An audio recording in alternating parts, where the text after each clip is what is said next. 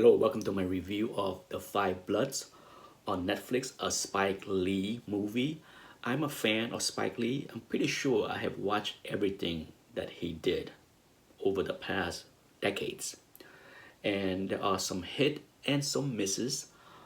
This one is, I would say it is a 7 out of 10 for me. It's not a huge hit, but at the same time, it's not a bad movie. There are some issues with the movies that I can talk about, but I think there might be some spoilers, minor spoilers. Okay, so if you haven't seen the movie, go watch it, and then you can come back and watch the rest of the reviews because I'm gonna go into some spoiling. It's I saw the trailer and I didn't know. I thought they're gonna use different actor for the prior decades, but they use the same actor, so that was kind of a little jarring to see the same actors seemingly age over the 40 plus years. So yeah, but that's not a big deal. The actors are good actors, so that's not a problem. Visually, it was a little jarring in the beginning, but after a short while, I didn't care. Now, as far as the story itself, it was okay. There was a few weak point as far as how the goal was discovered. You're talking decades, right? And it kind of brushed over real quickly on how a satellite picture show traces of the plane. We're talking hundreds of millions of dollar worth in gold, okay? And I don't know about other people, but for me, I think I would try very hard to look for that goal a lot earlier. After all, Vietnam and the US has normalized relations for a long time. I don't know about other people, but if I could have gone back there, I think the movie would have been a better movie if it was set at least 15, 20 years earlier in the 90s or early 2000 when things have been normalized and GI and American and tourists start to go back to Vietnam.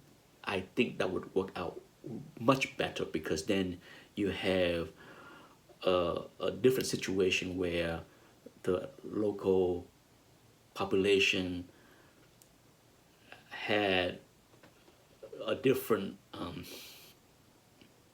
vibe or take with American GI. Okay, that's just my take. I think that it would have been a very different, if not better, scenario and encounters with other Vietnamese compared to what we have in this movie. There are a few cringy moments as far as the crippled kids asking for money. That was cringe-worthy. Also, the merchant trying to sell them the live chicken. That was cringe-worthy. I understand the movie tried to portray PTSD. Okay, I understand that. I think it handled the racism and the racial issue well. The PTSD, a few misses for me. Okay, especially that selling the live chicken scene because that didn't work for me. Okay, there's a lot of things that the logo would try to peddle or push to the tourists, but live animal, nah. Maybe foods, trinkets, souvenir, yeah, we all know that, right? Now, as far as the relationship with the actors, I like the fact that these are very flawed individual. Okay, they may have fought in the war in the 60s together, but they drift apart over the past many decades, and they're not all chummy. Okay, there are a lot of differences, so I like the fact that the dynamic of the team is not all well and good. Lastly, the one area that I thought the movie could have done much better is that for the one soldier that had and found out that he had a daughter.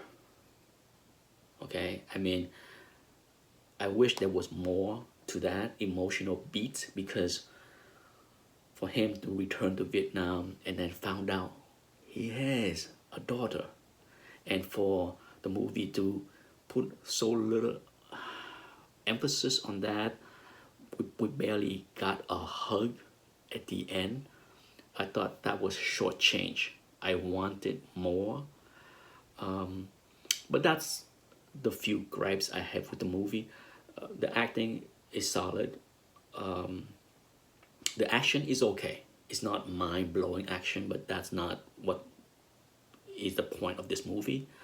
And that's it. That's my review for The Five Bloods. Thanks for watching. Bye bye.